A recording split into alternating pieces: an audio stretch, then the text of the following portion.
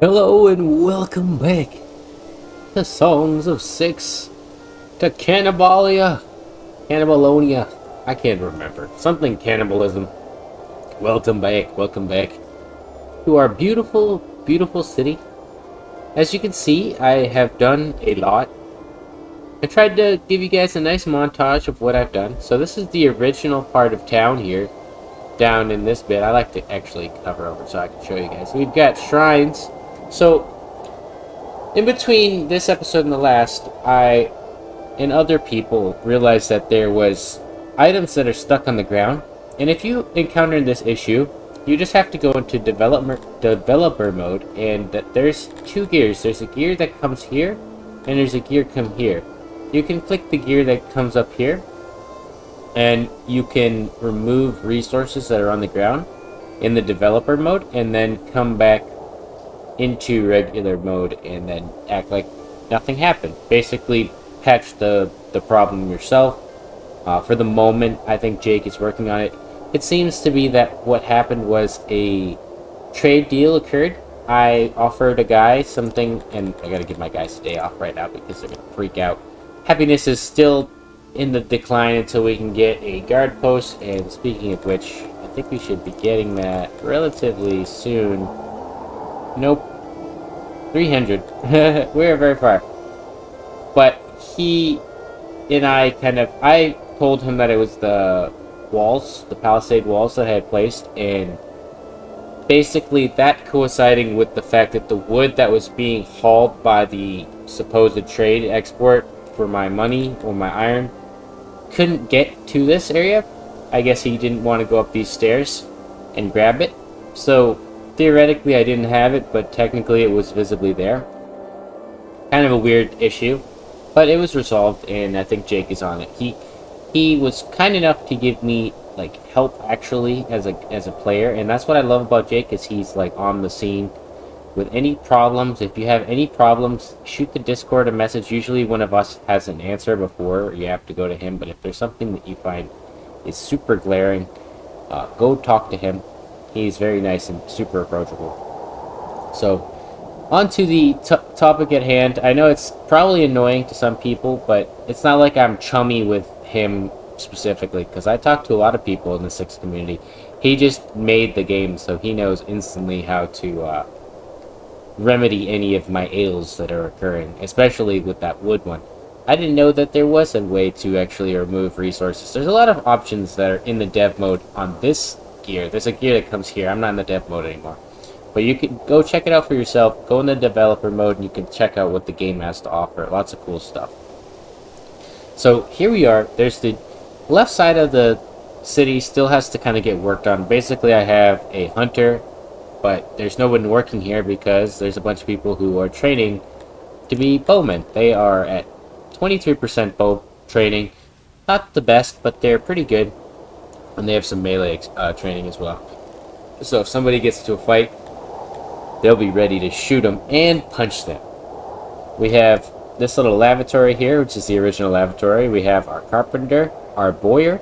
So I got rid of the tailor and I put the bowyer here. And basically taking all the leather that we're creating and using it up here. Saying that we have no leather, which is kind of astonishing because we're creating 12 and we're losing 3. Why is it saying that we have no leather? I think that there's just not enough guys here. Yeah, they're not able to grab it. So we have a cannibal here, and I have cannibals in certain parts of the city. So in case I need to, I can. I think I only have one now, but I had another one over here as well, and I'll probably put another one in case people die over here. They'll cannibalize them over here, turn them into some good food. We have our labs, little lab road here. This nice flower bed zone, kind of to commemorate all of the knowledge that these guys are expending in this zone. We have humans. We have 8 of them who I spent roughly 20,000 on each batch of 4, so 40,000 total, which is freaking a lot of money if you think about it, to get eight guys. But that's the cost of doing business, and we did it. So here we are. We have these 8 laboratory workers working in these. Technically we need 11, so I may as well just go in and buy the last 3 guys here. So 1, 2, 3, 14,000. I don't want to give him all of my money, so ideally we'll start selling bows when I start to get more people, but we don't have people, so I'm selling all of the excess things that my guys are picking up off the ground in the wild here. Stones, things like that. Things I don't care about. We could sell a good portion of our spare meat too, because we have a lot. Yeah, let's do that, and then we'll ask it for 5. Actually, you know what? Scratch that. I'll take 1 more, please. 1 more, and you can keep the rest. Thank you. That's in case one dies, and we need to have a funeral. But they're all working in the labs, so technically, the more of them I get, the better. We need at least 36, and there's 60 houses here. So the ideal thing is they will start to work the water pumps as well. I try not to have too many different types of species, so if we have multiple, we might have Kryptonians specifically working the farms so that we get fruits. I'm a humans working in the labs. Dundarians, I do not want to have them in my city at all, because that's just asking for trouble as a Tilapi. But I focus on getting the water pump so that we could get access to these ponds, as they emit pretty good amounts of harmony. Let's see, right here. Pretty decent amount of harmony. So this whole area is emitting harmony. Try to offset the noise that's being created in this area. Look, it's very noisy, so they don't like being here. Don't put benches in an area that's noisy, because they will soak up the noise, and that will make them unhappy. These guys are very, very unhappy, and it's mostly to do with services. It says services are constantly down. I think that they want more access to markets, stages, etc. They're constantly looking for more and more access to everything. And that's because the vast majority of the people, I have moved them over here. These guys, I'm just going to try to cover these bases while I'm talking. These guys, they live in a secluded world, if I could say that. They don't really have a connection to everything else. They have their own little village. That's the goal here. So, ideally we'll have this food stall, and I'll probably put like a market maybe right here, because this is a nice little slot of space. And at first I thought, well, maybe I should give them tons and tons of space, because that looks good.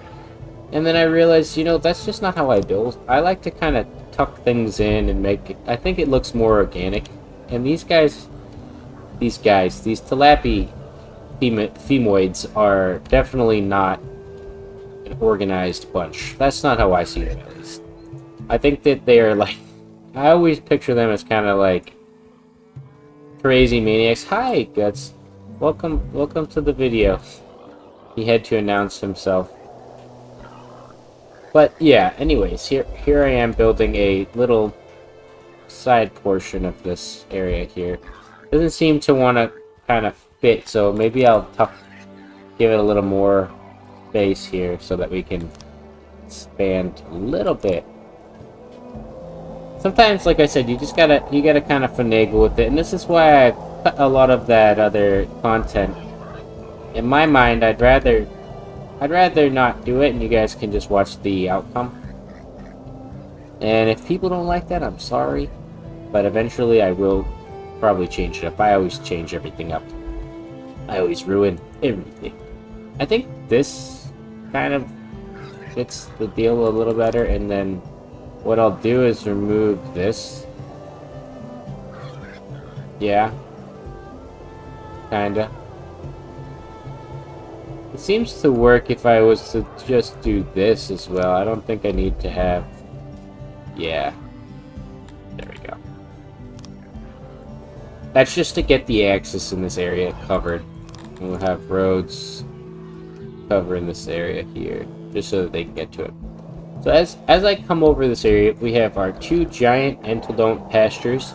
This pasture here has room for 126 animals, and this one has room for 70. For some reason, oh, we sent all of our livestock away in a big old deal. And the benefit of the livestock that we're constantly creating is that they, one, give us a lot of money, and two, the actual Tilapi like to keep them in their houses. So kind of get a double whammy for our buck there, where there's spare livestock usually constantly around. I just finished building this at the beginning of summer, so that kind of makes sense why they don't have a full amount. And eventually we'll have more leather than I ever know what to do with it. You can see there's some still sitting here at the front. There's 3 livestock. I kind of wish that the 26 herder... I guess there's also the case that they're training as well. I shouldn't ask them too much when they're all out training. But for the most part, this part of the city or village, I should call it, is just trying to get our agricultural gains up. Grow. We have the fruit orchard with the hope and the prospect that we will actually get babies in the city eventually, and I'm gonna put another one kind of like here. Yeah. I meant to put the canal one over, and I can adjust that. So, matter of fact, We'll delete this shop and have it go. Oh no! No! No! That one's a quick save load.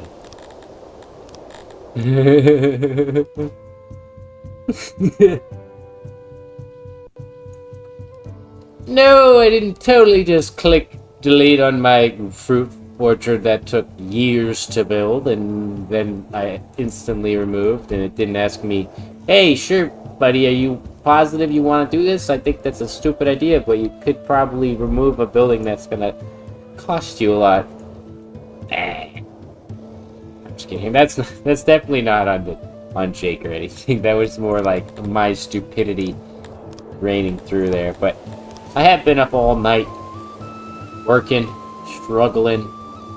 You know, life be doing that sometimes, my brothers. And I hope all of you are doing well. I hope you have been enjoying the series.